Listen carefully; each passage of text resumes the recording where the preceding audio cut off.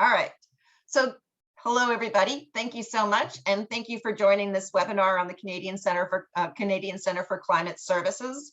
Really glad to be able to have you join us here today. And we are really glad to be able to welcome Casey Clunas from the Canadian Center for Climate Services. Casey has been a policy analyst with the Canadian Center for Climate Services at Environment and Climate Change Canada since May 2018, and she works on the outreach and engagement file. She holds a Master of Climate Change from the University of Waterloo, and she also holds a Bachelor degree in Environmental Studies and a Diploma of Environment Assessment from the University of Waterloo. Casey, I also went to the University of Waterloo for my master's as well. So I guess that would make us what we would call the alma maters. I don't know. I have no idea what that kind of means in the US, or I always kind of associated with US Ivy League schools or something like that. But before we get started, for Casey's webinar presentation and then the polling and question Q&As, I'd like to do a land acknowledgements. We're very thankful to be able to join you from the traditional lands of the Mississaugas of the Credit, the Anishinaabe, the Haudenosaunee, and the Wendat. And I just have one video, if you can indulge me on this one, just because I get such a joy out of hunting down these videos, and I hope you enjoy watching them. But even if you don't, thank you so much for indulging me on this one, because I do get quite a kick out of it. So I'm going to just share this one. There's been a long effort to protect the Great Bear Rainforest. It's a magnificent place. There's big cathedral forests and salmon runs and bears and wolves and orcas. But it's also home to the Heiltsuk people and many other First Nation tribes. And the Heiltsuk are one of the oldest cultures in North America. They've been here for something like 10,000 years in this spot. We've always lived here, and we're always going to live here. We don't make sense anywhere else in the world. This is our place, and we have a responsibility to take care of it. Our culture and our land and our territory are one and the same. They're so tightly connected with each other that you can't have one without the other. And you take one away and then the other one will suffer. The Heiltsuk people really, to me, represent hope.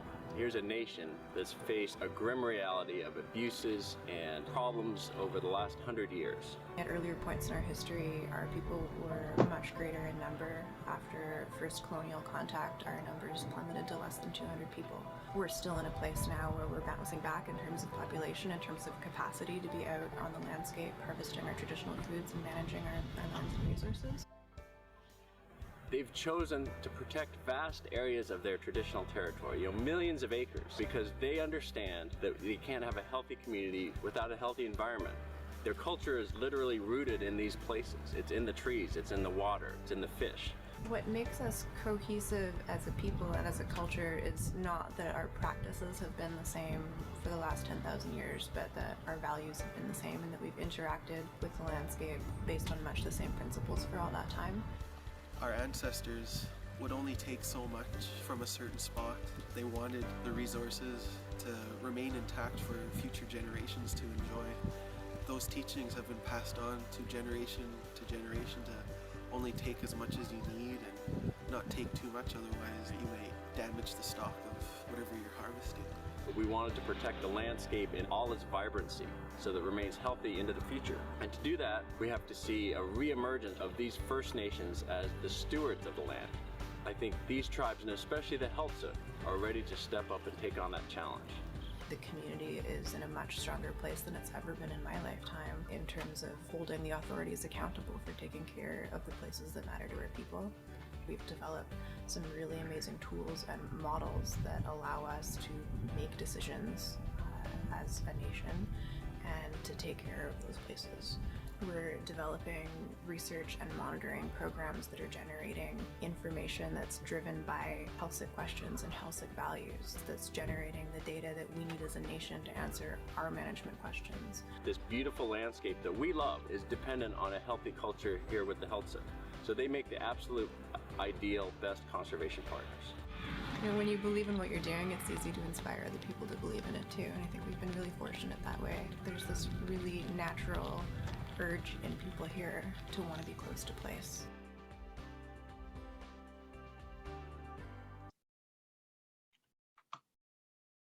So thank you so much for indulging me on those videos. I haven't yet done it, but I have heard from a number of folks asking, we're going to put it into the Sharing is Caring resource hub, and then I will be adding that to the proceedings as well when we send that out with the recording and the PDF of Casey's presentation as well. And I'm going to be putting in some of the land acknowledgements videos that we've been sharing as part of the webinars, and throw that up into the Sharing is Caring resource hub so that folks can also access those videos at any time that they want. And if you do have additional ones of videos to share for the future webinars, please do let me know. And we always love to be able to share those things. I will admit I might actually be going down a little bit of a mushroom and Indigenous knowledge bent, and sharing that with all of you during the webinars too. I'm utterly fascinated now as I've been doing some research on the mushrooms and how the key role fungi plays in our ecosystem health and the critical role they play. So I'm on a little bit of a bender on that one. So thank you so much for indulging me. So I'm going to turn it over to Casey. Casey, we're so glad to be able to have you here today to talk about the Canadian Centre for Climate Services and the offerings and the resources that are available. And thanks so much for joining us and giving us a 101 tour of that. Great, thanks. You should be able to hopefully see my screen now, and I'll just try and make sure I have all my screens set up. Okay, perfect. So thanks, Gabby. I just want to start with a land acknowledgement of my own. I'll just say I'm grateful to be speaking to you all today from the traditional unceded territory of the Algonquin and Anishinaabe people in Ottawa.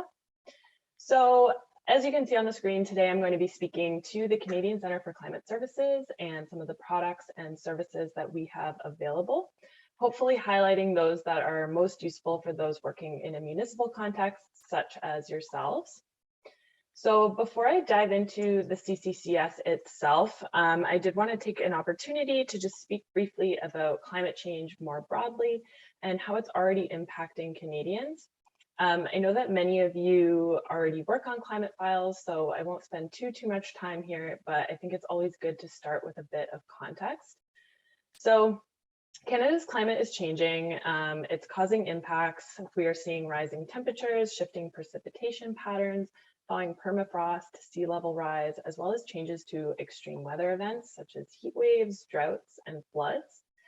And these changes can cause significant risks and impacts in our communities, to our economies, our critical infrastructure, our food security, our health, and a lot more. So we know that many Canadians are already vulnerable to these risks, and these risks continue to increase. So more and more Canadians are recognizing the need to understand and adapt to climate change. However, one of the most significant barriers to adaptation is a lack of access to reliable and relevant climate data and information, as well as understanding how to actually use it. And that part is key for understanding climate change and understanding how climate change will impact you, and how you can use that for planning for adaptation. So on the screen, you'll see a number of report covers. These are from the Canada and a Changing Climate National Assessment that's being led by Natural Resources Canada. So if you want to learn more about climate change in Canada, they're a really great resource. These are reports that are focused on national issues, regional perspectives, and more. So the PDF of the slides will be shared, and that's linked here for you to go back to if you're looking for the link. So we know that world temperature has increased by about 1.1 degrees Celsius over the past 150 years, and that Canada has actually warmed at about 2 times the global rate, with the northern part of Canada warming about 3 times the global rate. So these two graphs present climatic changes that we are seeing around the world and within Canada. So the figure on the left here is from Canada's Changing Climate report. Oh, my fault. The figure on the left here is from the most recent assessment by the Intergovernmental Panel on Climate Change, or the IPCC. And it demonstrates changes in global surface temperature, specifically the annual average, over the past 150 years. And you can see the most steep change, the most steep increase in temperature happens around after the 1950s. And so the figure on the right is from Canada in a Changing Climate report, and this shows temperature change in Canada. And due to the fact that Canada is obviously a more northern nation and that the poles are warming at that increased rate, we see that Canada has warmed about twice the global rate in the past century. So you can see that demonstrated by the gray bar here. So these colored bars are the projected warming to the end of the century or to 2100. And depending on the emission scenario that we take, that future could be a bit different. So a lower emission scenario where we emit less greenhouse gas and we start mitigation of the greenhouse gas we are already emitting is demonstrated by the blue bar here. So this would lead to temperatures stabilizing around 1.8 degrees Celsius. And under a higher emission scenario, which can be depicted by the red here, would lead to temperature increases of about 6.3. So you can see that it's quite a big difference between a lower emission scenario versus a higher emission scenario by the end of the century. So while both human activities and natural variations in the climate have contributed to the observed warming globally and within Canada, the human factor is dominant and emissions are driving the warming that we're seeing today and are expecting to see in the future. So this slide shows a sample of impacts and risks that are already being seen across Canada and that we can expect to see more of in the future. So the type of impacts of interest to a particular region are often very location specific, as Canada is a really huge country and we're very geographically diverse and there's a lot of regional variation. So coastal communities could be experiencing an increase in coastal erosion or coastal flooding as a result of rising sea levels or extreme weather events. Rural agricultural communities could be experiencing impacts from changing drought conditions or changing growing seasons. Northern communities could be experiencing impacts from permafrost degradation or changing sea ice conditions. And there's a lot of concern across the country related to extreme weather events and the changes and increases in these extreme weather events, such as storms or wildfires and things of that nature. So unfortunately, Ontario is no exception to this, as many of you are probably already well aware and seeing some of these impacts in your own communities. And Ontario itself is also a very large province with differing impacts depending on where you are located in the province. So some of the higher level major risks and impacts are things like rising temperatures, increased heat waves, extreme weather events, flooding, water quality and water temperature impacts to lakes and rivers, which can have impacts on ecosystems and species, as well as impacts to food systems and agriculture. So I just wanted to highlight here that there will be a chapter under the Canada in a Changing Climate assessment that will focus on Ontario specifically, and that will provide a regional perspective on how climate change is impacting communities, the environment, the economy, and how these communities are adapting. So this is expected to be released later in this year, and it should be a really great resource for those working in climate change in Ontario. So you'll be able to access that where you access all the other reports at Changingclimate.ca, which the link is for in an earlier slide in this presentation when it becomes available. So to reduce the major impacts from climate change, the world is trying to keep warming under 2 degrees Celsius. And so there are 2 key actions that society can really take to address climate change. So the first being mitigation of greenhouse gases. So reducing greenhouse gases in the atmosphere, as well as investing in systems to help absorb the carbon that is already there. So things like forests. And second, which is the main focus on today's presentation, as well as kind of the main focus of the CCCS's work, is adaptation. So adaptation is basically adjusting to current and future climatic changes to reduce the harm from the impacts of these changes, as well as just generally increase resilience within communities. So we'll start transitioning into kind of the role of climate data and information and the role of the CCCS. So climate data and information is needed to assess impacts, risks, and opportunities from climate change. And as we covered in some of the previous slides, to prepare for the future and reduce the risks from climate change, we do need to adapt. So this figure shows the role of climate information in the adaptation planning cycle and ultimately how the CCCS supports climate adaptation. So the CCCS plays a really huge role in the second step here, which is understanding how climate will change. Climate data and information is an important element of the data and information gathering step of understanding how the climate will change to ultimately make informed planning and management decisions. So the CCCS plays a role here by providing access to historical climate data, access to future climate projections, tailored products, resources and information, as well as training and support.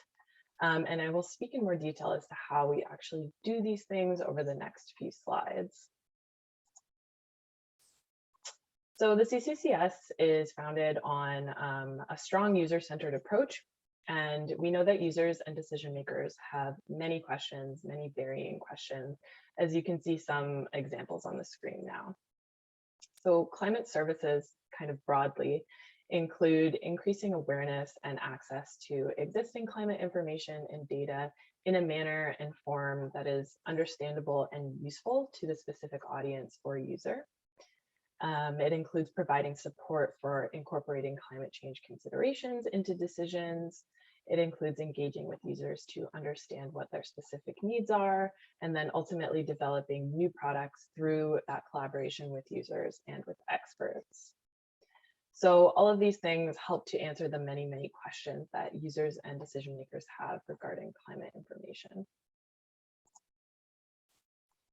So to back it up a little bit, I'll speak now just about the Canadian Centre for Climate Services, but I just want to say it was established in the fall of 2018 under the Pan-Canadian Framework, Canada's climate plan at that time, which resulted from the Paris Agreement in 2015. So our mission, which is in the top right corner of the slide here, is to provide Canadians with information and support to consider climate change in their decisions. And so we do this in a number of different ways. So we have a support desk, which I will speak to in more detail, so I won't dive into it too much here. We also have a website, and the CCCS website provides access to all of our products and services, and it's really designed to facilitate access to climate science and resources for a wide range of users. So that includes climate data sets and access to climate data portals for a variety of users. It includes a library of climate resources, as well as introductions to climate information concepts. We have training and resources, as well as on-demand workshops. We have climate resilience assessment worksheets to use climate data to assess risks to systems. We have tailored products such as custom data extracts, reports, and maps. And we also offer the map of adaptation actions in conjunction with Natural Resources Canada that provides case studies and examples of adaptation action across Canada from different sectors, different climate impacts, and different sources. And so I'll dive deeper into all of these things. So first, I would just want to speak to the Climate Services Support Desk. So the support desk is staffed by experts ready to help users understand and use climate information to support adaptation decision-making.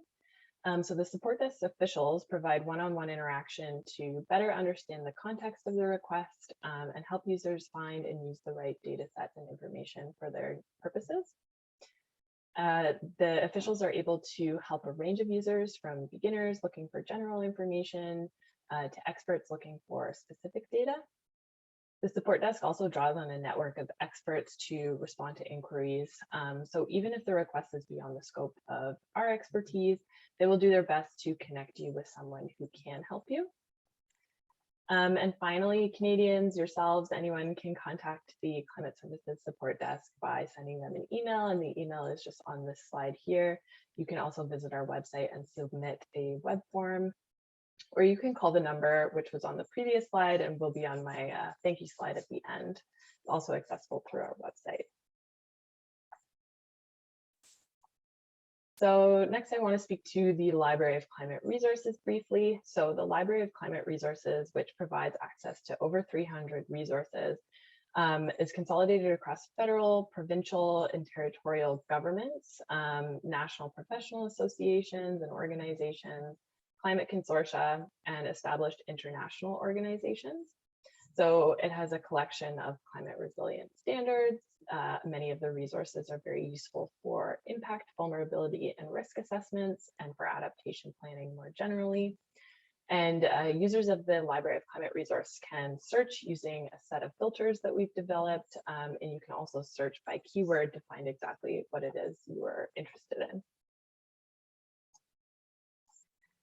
So the next thing I want to touch on is some resources specifically for municipalities. So the CCCS makes a number of resources available for municipalities. So we have a web page on our website that offers a list of curated climate-related resources for local governments and municipalities. This includes information on using climate information, impact and risk and vulnerability assessment methodologies, regionally specific resources, training resources, and more. And so this is a relatively new development at the CCCS. If this is something that you have visited or plan to visit, please let us know if it's helpful, if it's useful, if there are any other resources that should be there. We're always trying to make it better. So we would really appreciate any feedback on that. We also have a consolidation of municipal adaptation codes and standards on our website. It's a standalone web page there. Through one of our projects that we have with the Federation of Canadian Municipalities called the Municipal Climate Services Collaborative, or the MCSC, we have developed a guide for local government staff on climate adaptation, speaking to elected officials and things like that.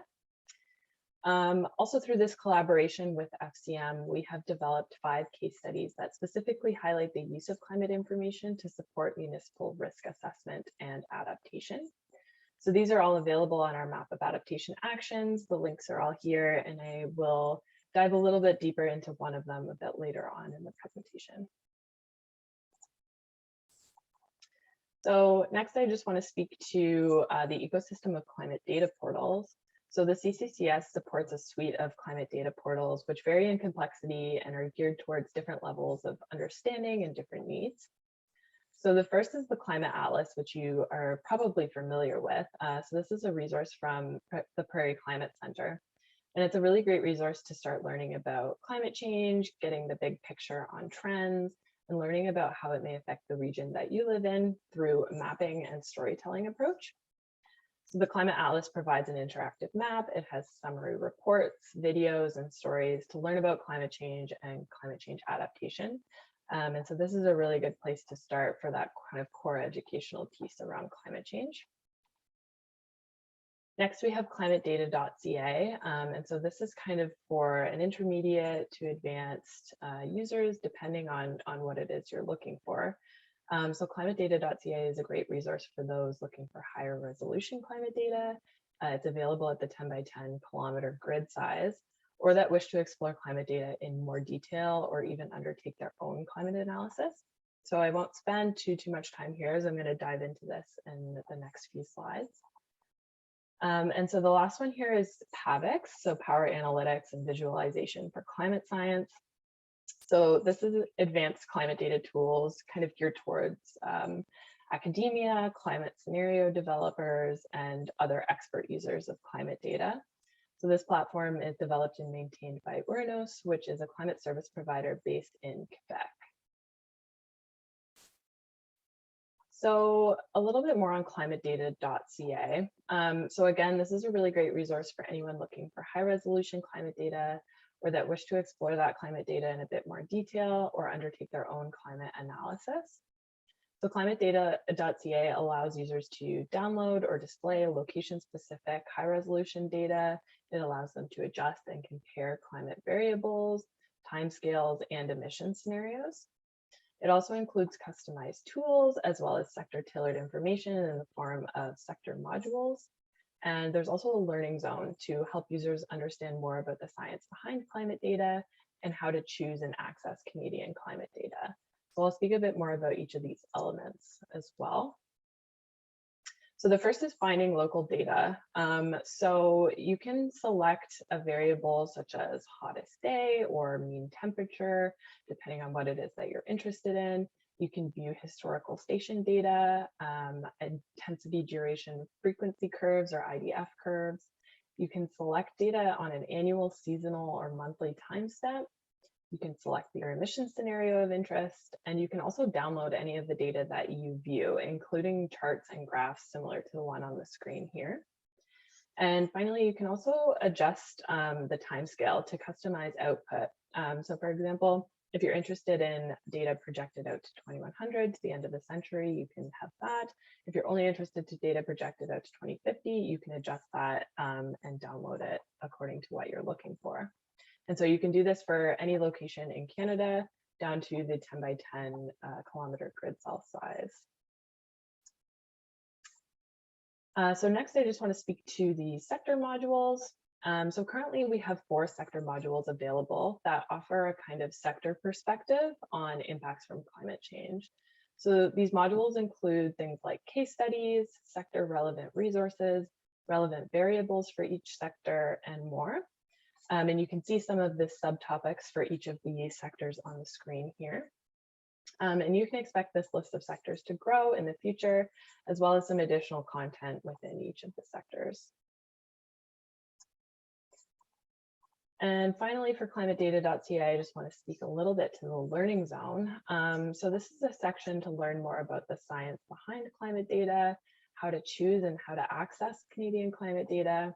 And it also offers things like downloadable pre-made materials that you can use in your own training sessions.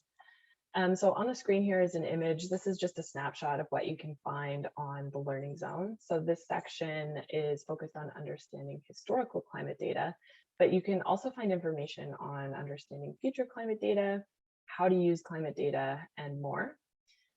Information is also available in varying formats, such as video and articles. So you can see the top 2 on the screen here are in video format, and then the bottom 2 are in article format. And this is a section that is constantly growing and evolving.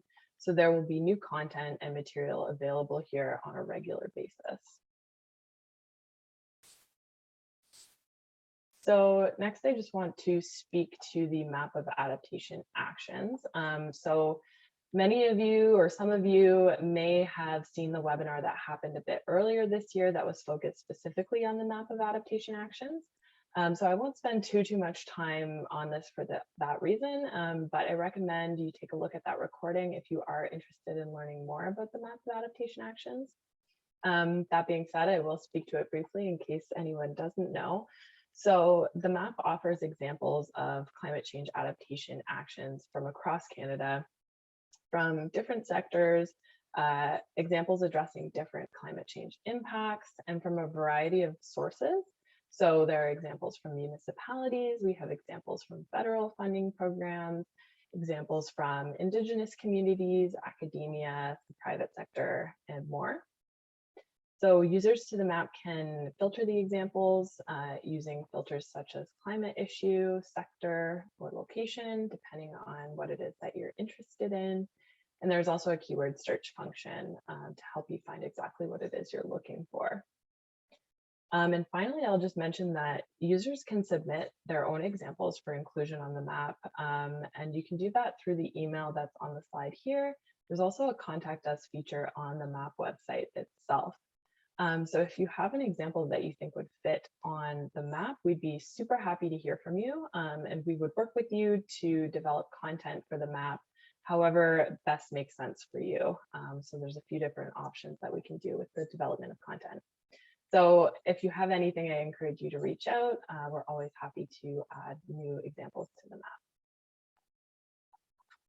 map. And I'll also just mention that our focus moving forward, and in general as the Canadian Centre for Climate Services, is to gather examples that really highlight how climate data was used in adaptation decision making, so that others can read those examples, be inspired, and hopefully integrate that learning into their own context.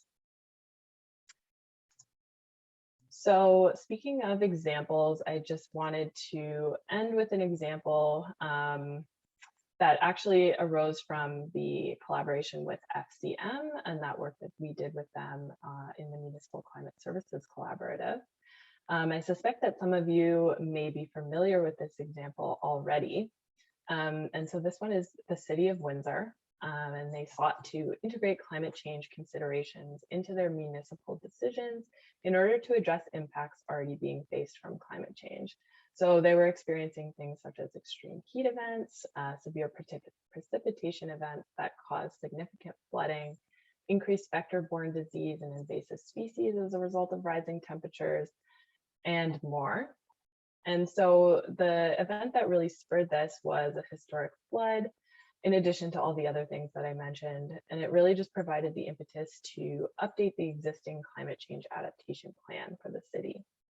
So as part of the new plan, historical and future climate information must be considered through risk assessment.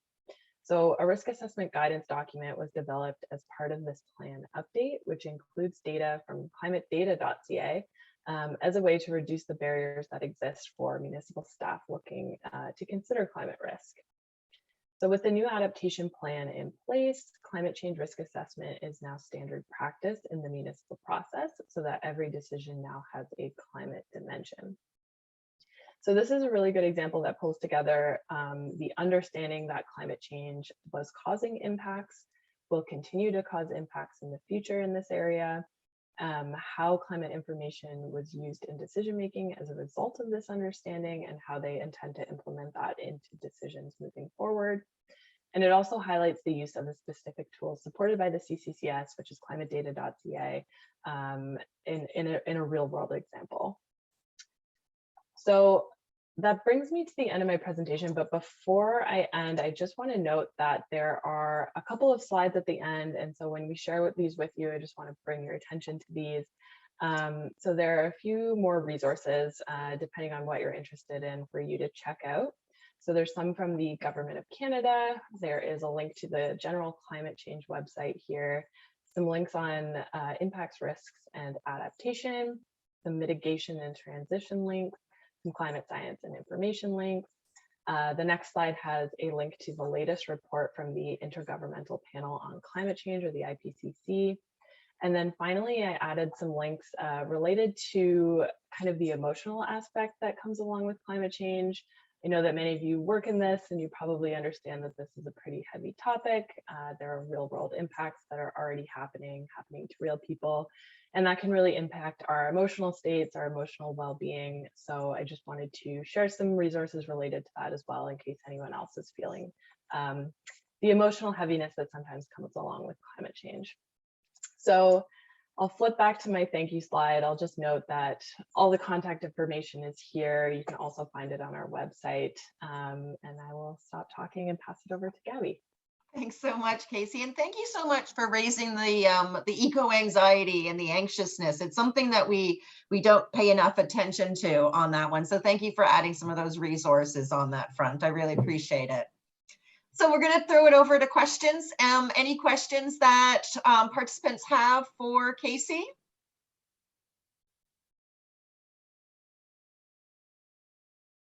While you're thinking of your questions, one of the things I'm going to kind of go on to is just I'm going to launch a few polls. While you're thinking of your questions, there's a couple of different ways you could answer your ask your questions. It would be that you can either just unmute and then ask your question verbally. You can just put it in the chat, or you can just raise your hand, whichever one works for you as well. Just going to keep the polls open on this one. And I'll just mention, I mean, if no questions come up, you're more than welcome to reach out to our support desk. Obviously, they are there to help. So if you have questions specifically related to using climate information, feel free to reach out to them. I can share my email as well in the chat. If you have questions related to this presentation, feel free to reach out to me as well afterwards at any point in time. And then I do have another poll just to ask in terms of whether folks have used any of the services from Canadian Centre for Climate Services.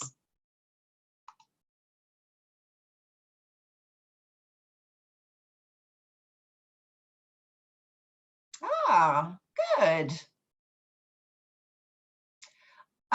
Casey, can you give more examples of what kind of tailored information is available for municipalities? Sure, that's a good question. So a lot of the tailored information that we have available for municipalities is things that we've kind of consolidated from other sources. So we do have certain things that we've kind of collaborated with others to develop, such as that Talking It Through guide that I mentioned. There's a link to that in the presentation. Those 5 case studies that we kind of worked to were already in existence, but that we work to kind of develop some content around so that we can share it. But for example, on our website, the climate related resources for local governments page really just consolidates things from across Canada that are already in existence. So there are things like methodologies around conducting risk assessments, vulnerability assessments. There are also just resources, I guess, on what impacts are being experienced, what risks and vulnerabilities exist in Canada to municipalities specifically. There's methodologies on adaptation and resilience planning, and also some examples of actions. So things like the map of adaptation actions is a really great resource for seeing, I guess, examples of things that have happened in other communities and what they've done to address that. And then, yeah, as I mentioned, there are kind of those more regionally specific resources. So things that are, you know, specific to the Atlantic or specific to Quebec. So there's some of those there. And then finally, there's training and learning tools. So those are from across the country, but just things that might be helpful for municipalities specifically to check out if you're in the process of adaptation planning or thinking about it.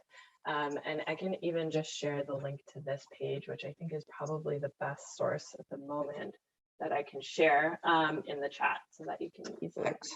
Thank you. And then I'm going to just launch we have one more poll just to kind of get a sense from folks on which resources they think might be of most use to them in their work on their climate adaptation work. And speaking on a personal bent, I really love the climate adaptations actions map. Speaking of the eco-anxiety and the eco-stress, I think that's one of the areas where I think that as we get more and more implementation happening, that is absolutely critical to maintaining our momentum and our sanity as we advance the work in our municipalities. You know, as each of you struggle to advance the implementation in your municipality, being able to see what is taking place and getting that critical mass feeling happening is something that's that I know is really, really important to maintaining momentum and keeping burnout at bay. Yeah, thanks for saying that. And I'll just add, I mean, it's not only a tool for using to help spur adaptation action across the country, but it's a really great way to highlight all the awesome work that's already happening.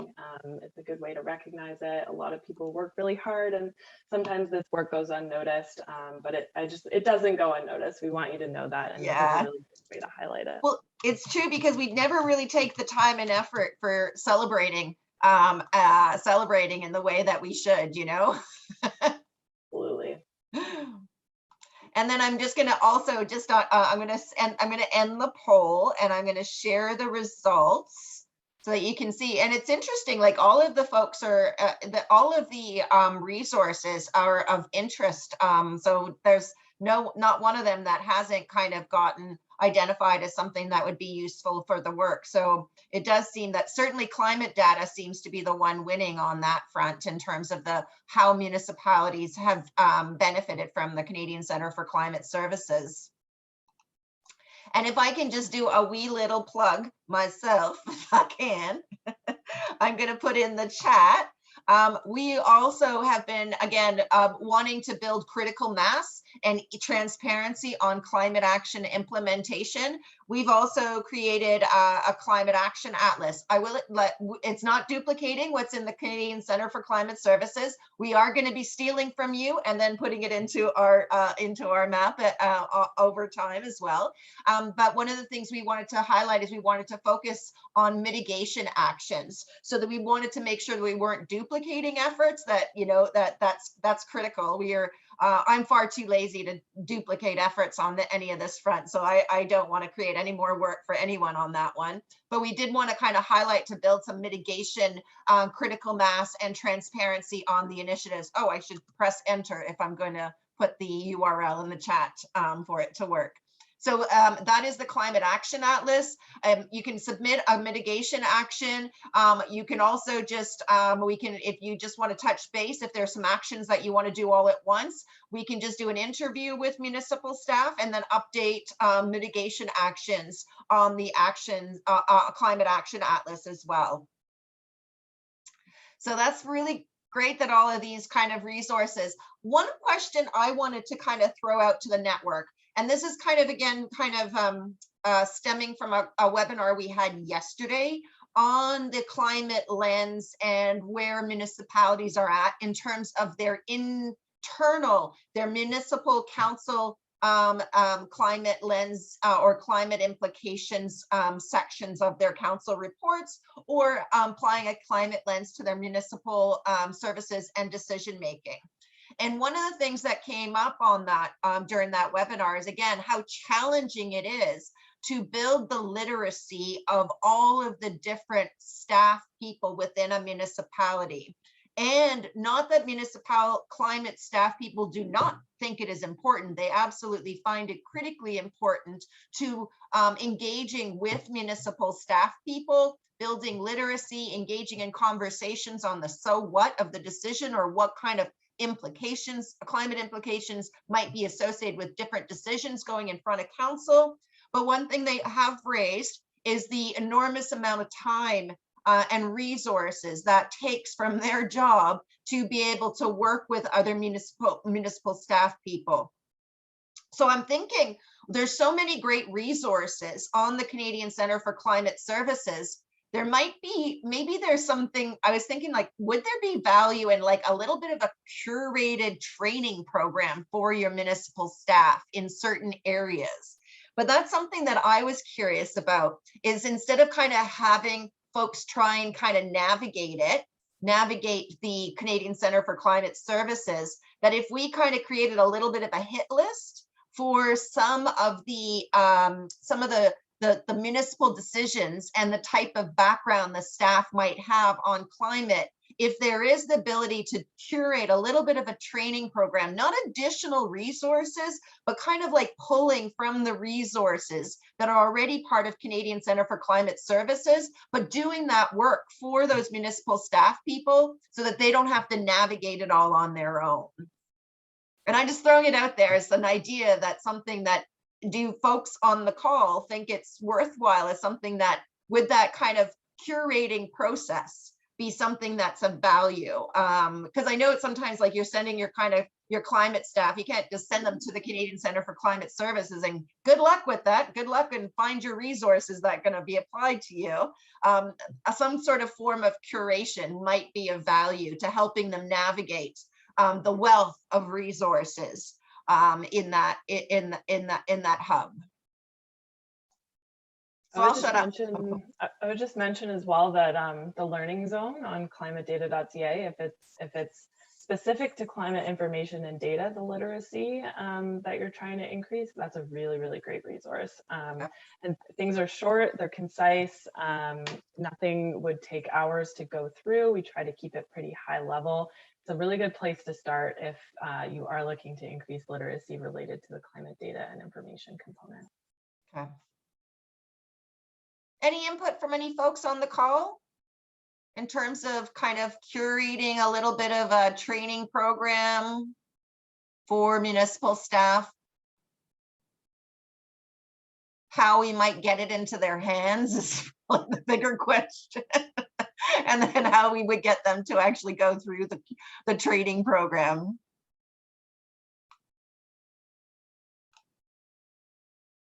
I could just be a completely out at left field either. That's been known to happen too.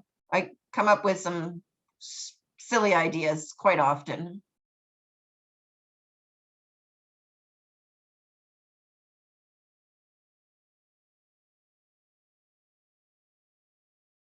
All right, no worries. Some people are helping me out with the kind of awkward silences. It's like I'm not with a municipality. Well, anyway, you don't have to have an answer now. Give it some thought. And I know that that's one of the things.